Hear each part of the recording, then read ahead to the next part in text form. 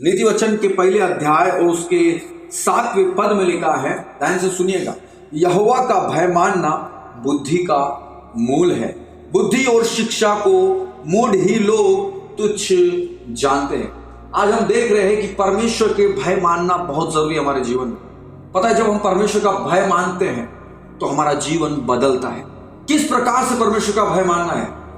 परमेश्वर का भय इसलिए मानना है कि जो चीज परमेश्वर की नजर में गलत है वो हमें नहीं करना है। हमें हमेशा जीवन में ये सोच के जीना है कि प्रभु मुझे देख रहा है, प्रभु ने मुझे आज्ञा दी किसी की निंदा नहीं करना, प्रभु देख रहा है। और आप जब उसका भय मानोगे और प्रभु देख रहा है, मैं ये नहीं करूंगा क्योंकि प्रभु की नजर में गलत है, तो ये है भय मानना, सही भय। लेकिन हम गलत भय ना माने, हम लोगों से ना डरे। कई बार लोग डरते हैं और वो भय समझते नहीं, वो संसार का भय अलग है, लेकिन यहाँ का जो परमेश्वर के नजर में भय है वो अलग है। परमेश्वर का भय पवित्र है, समझ रहे? परमेश्वर का भय पवित्र है, आपको बदलेगा, वो भय आपको बदलेगा। वो परमेश्वर का भय, सबसे पहले जब आप परमेश्वर का भय मानोगे तो आपकी बुद्धि खुलेगी, आपकी बुद्धि बढ़ेगी, मेरी बुद्धि बढ़ेगी। क्योंकि परमेश्वर का भय ऐसे माना जाता है कि प्रभु का भय मानना मतलब पाप से बैर करना, पाप से घृणा करना और गलत नहीं करना। वो प्रभु मुझे देख रहा है। एक पापा के सामने उसका बच्चा गलत काम नहीं कर सकता। क्यों? अगर गलत काम करेगा तो उसका पापा उसको पिटाई करेगा, उसको मारेगा, दंड देगा।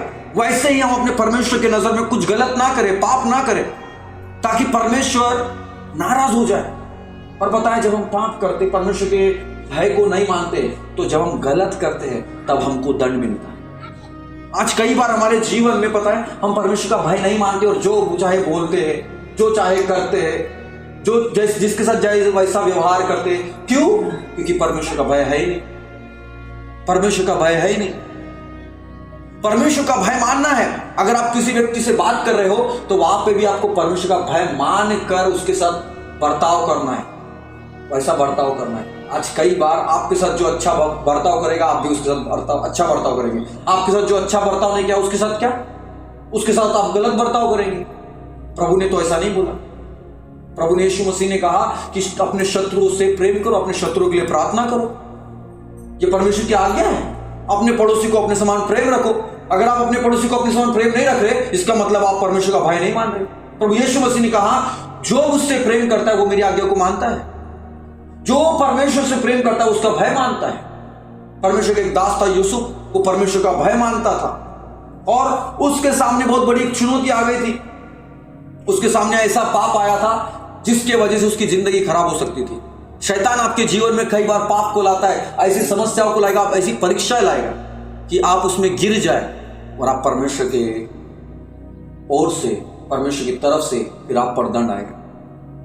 जब परमेश्वर के भय में आप काम नहीं करते तब दंड आता है। जब परमेश्वर के भय के अनुसार आप काम करते, परमेश्वर का भय मानकर जीवन बिताते हैं, तब आपके जीवन में बुद्धि आती है। जब परमेश्वर का भय नहीं आता तो क्या होता है? भय नहीं मानते तब दंड आता है। लेकिन जब परमेश्वर का भय मानकर जीवन बिताते हैं तब आशीष आती है, बुद्धि आती है। बुद्धि समझते? बुद्धि, एक बुद्धिमान मनुष्य बन जाते हो आप। परमेश्वर का भय मानना आपको बुद्धिमान बना देगा। एक बुद्धिमान जानता है किसके सामने कैसा बोलना है, कब बोलना है, कब चुप रहना है। एक बुद्धिमान जानता है, एक मूर्ख नहीं जानता। लेकिन बाइबल में सामने लिखा है, बुद्धि और शिक्षा को मूढ़ ही लोग तुच्छ जानते हैं। मूढ़ मतलब मूर्ख, बेवकूफ, जो परमेश्वर की शिक्षा को, परमेश्वर के ज्ञान को, परमेश्वर के भय को तुच्छ समझते हैं, वो मूर्ख है। एक पाप करने से अगर कोई व्यक्ति डर रहा है, इसका मतलब ये नहीं कि वो डरपोक है। अगर कोई उसकी गाल पे थप्पड़ मार रहा है, वो वापस में नहीं मार रहा, इसका मतलब ये नहीं कि वो डरपोक है। इसका मतलब ये है कि प्रभु यीशु मसीह ने कहा था कि एक गाल पे मारो तो दूसरा गाल आगे करना, लेकिन तीसरा मारना नहीं। लेकिन आज अपने तरफ से लोग बोलते हैं प्रभु यीशु मसीह ने 2 गाल के बारे में बोला, तीसरे गाल के बारे में नहीं बोला, इसलिए वो झगड़ा कर लेते हैं। यीशु मसीह ने बोला झगड़ा रगड़ा करना शोभा नहीं देता। एक धर्मी व्यक्ति को झगड़ा रगड़ा करना शोभा नहीं देता। झगड़ा करना अच्छा नहीं, ये प्रभु यीशु मसीह की तरफ से नहीं है। और एक व्यक्ति जब झगड़ा नहीं करता है तो उसका अर्थ क्या है? परमेश्वर का भय मान। वो हार नहीं गया आपसे, वो चुप हो गया, इसलिए क्योंकि उसको किसी का भय है। वो किसी के विरुद्ध पाप नहीं करना चाहता, वो किसी की आज्ञा को नहीं तोड़ना चाहता। जब आप प्रभु यीशु मसीह की आज्ञाओं को मानते हैं, इसका अर्थ ये है कि आप उसका भय भी मानते हो, और इसका अर्थ ये भी है कि आप उससे प्रेम करते भी हो। इसलिए अपने जीवन में कभी भी जीवन जिए, अगर आप सच में यीशु मसीह से प्यार करते, यीशु मसीह को अपना जीवन दिए, यीशु मसीह पर विश्वास करते, तो एक विश्वासी को है कि उसका भय मानकर जीवन व्यतीत करिए।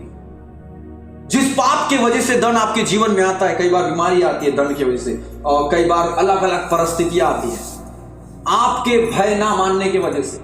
पता है, अगर एक यूसुफ था और यूसुफ अगर वहां पर परमेश्वर का भय मानकर अगर वो वहां से भागता नहीं ना, तो बताए जो प्रधानमंत्री वो सामने बना था, परमेश्वर ने उसको बनाया था, वो प्रधानमंत्री वो नहीं बन सकता।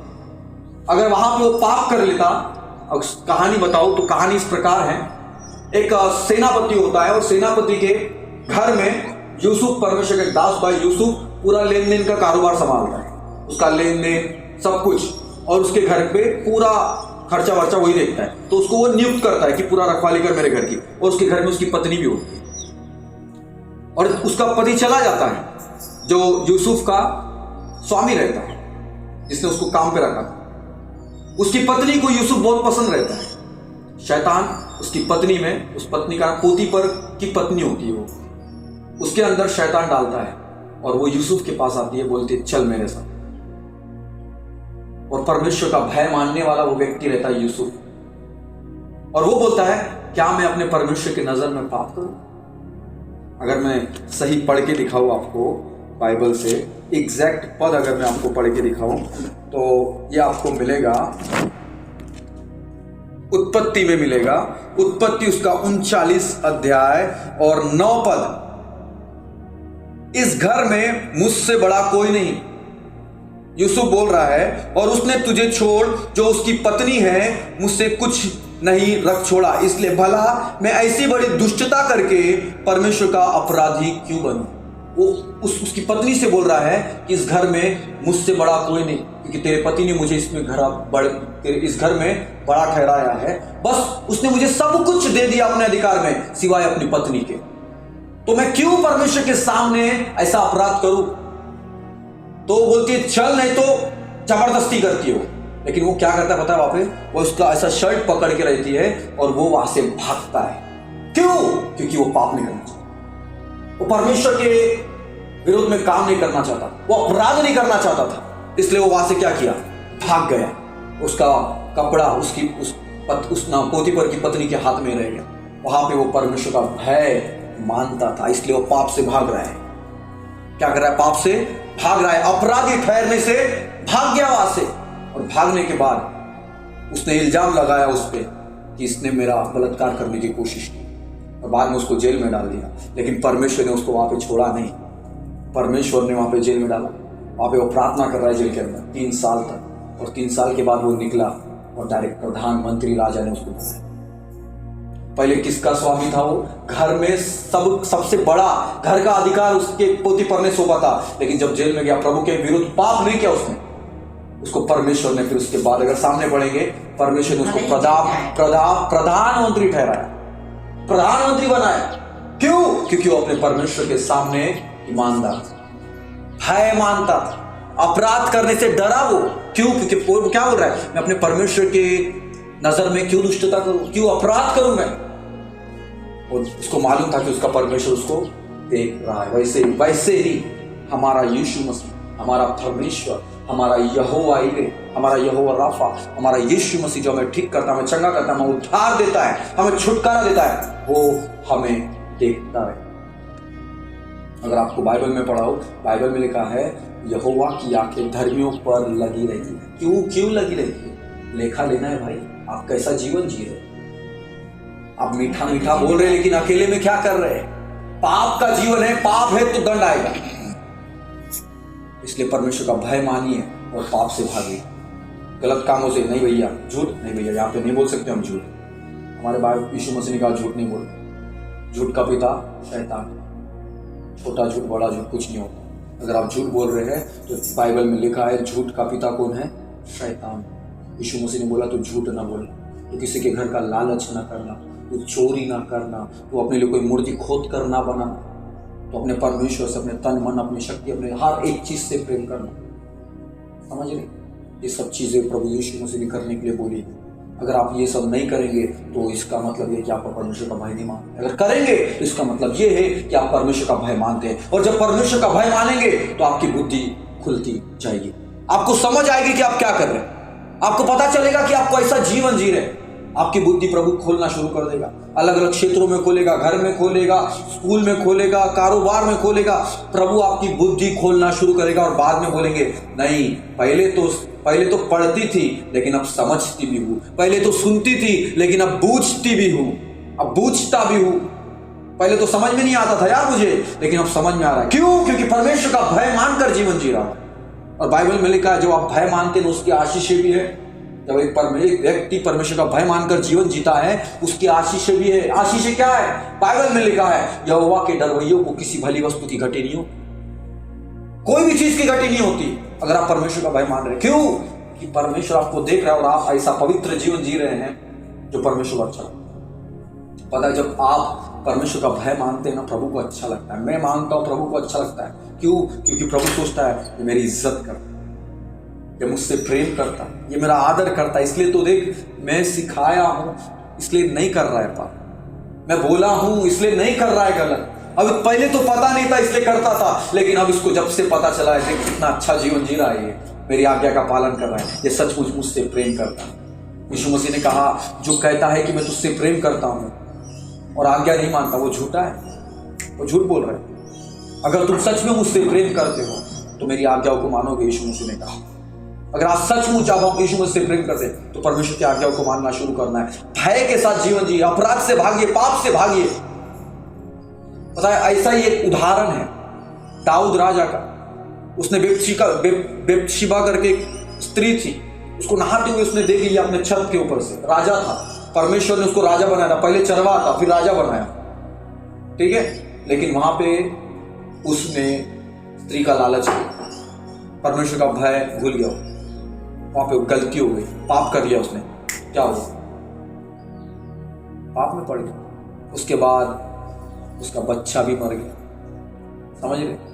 परमेश्वर से दूर हो रहा है। ऐसा रोया, ऐसा पश्चाताप किया उसने अपने जीवन में।